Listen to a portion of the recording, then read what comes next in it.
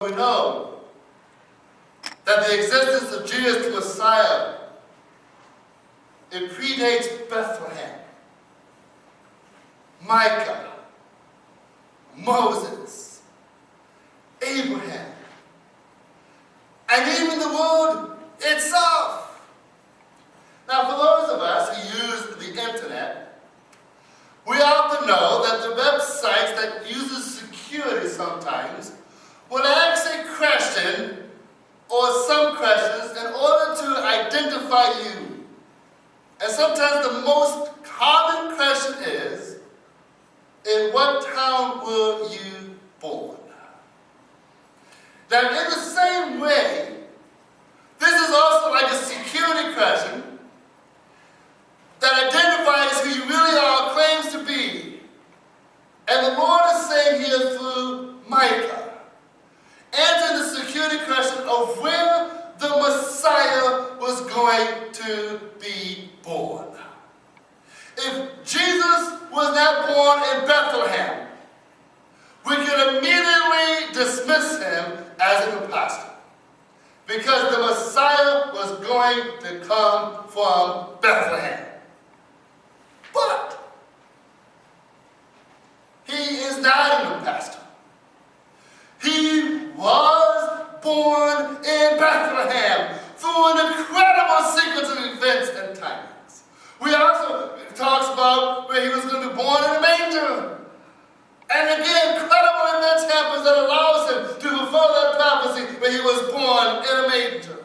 Again, Micah 5 verse 2 says, "As for you, Bethlehem of Ephraim, even though you may least among the clans of Judea, nevertheless, the one who rules in Israel for me will emerge from you. His existence has been from iniquity to eternity." Now I want to talk to you a little bit about Bethlehem. Bethlehem is not viewed as a very, big city. People don't necessarily always brag about coming from the town of Bethlehem. But you know what the name of Bethlehem means?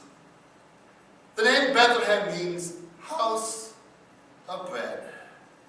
Now, is that significant? Well, yes. I really think it certainly is, since Jesus is going to be the Messiah.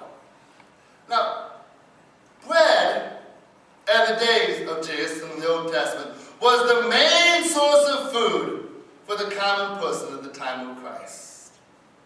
I know a lot of times we just mostly use bread now for maybe sandwiches for your lunches, or a side dish to go with the main dish. But in the days of Christ, bread was a key staple in their diet.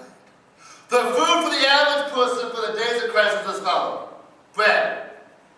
It was the most important of all. Olive oil. This kind of took place of the butter. Milk and cheese from the flax. And then fruits and vegetables from the orchards and gardens. And on special occasions, you might have meat. Now, of course, there was an occasional person who would wear clothing made from camel and eat locusts and wild honey. But not the normal, common person. Bread was it. To take bread away from that time would be like taking rice from a poor community in an Asian country. So what did Jesus, who was born in Bethlehem, the house of bread, say about himself? In John chapter 6, verse 35, he says, "Then Jesus declares, I am the bread of life. Whoever comes to me will never go hungry, and whoever believes in me will never be thirsty." Then earlier in part of John chapter 6, he says, "I am the bread that came down from heaven. I am the bread of life." Now, obviously here Jesus is using a metaphor. He knows that he is not a real loaf of bread. Just like he realized that he was not actually drinkable water, when he said that he was the living water. or the good shepherd, or the gate of the sheepfold. What it meant was, though, spiritually speaking, Jesus was necessary in order to stay in life, to eat and live, or don't eat and you die. Eat spiritually, live spiritually, or don't eat spiritually and die spiritually. There's an example of this in a hymn from a hymnal. The title of the hymn is called "Come Thou Fount of Every Blessing." The original third verse, now it was written in 1758. These are the words this is the original third verse. Oh, to grace, how great a debtor, daily I'm constrained to be. Let thy grace, Lord, like a fetter, bind my wandering heart to thee. Prone to wander, Lord, I feel it. Prone to leave the God I love. Here's my heart, Lord, take and seal it. Seal it for thy courts above. Now, verse 3, you know that song, remember that hymn. That's that verse 3. It's an altar. And it was altered in 1931, and these are the lyrics that you're probably more familiar with. Oh, to grace, how great a debtor. Daily I am constrained to be. Let thy grace now, like a fetter, bind my yielded heart to thee. Let me know thee in thy furnace. Guide me by thy mighty hand, till transformed in thine own image, in thy presence I shall stand. Now you may ask, all right, Pastor, why are you bringing this up? What does this have to do with Advent? Or Jesus? Or anything?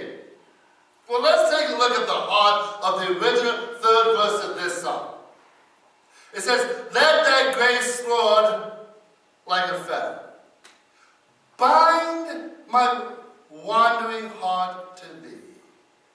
Prone to wander, Lord, I feel it. Prone to leave the God I love. Who is prone to wander? Who is prone to leave the God they love? Well, those of us who have been Christians long enough know by observation or experience. The Christian who is prone to wander and leave God is the Christian who is spiritually starving.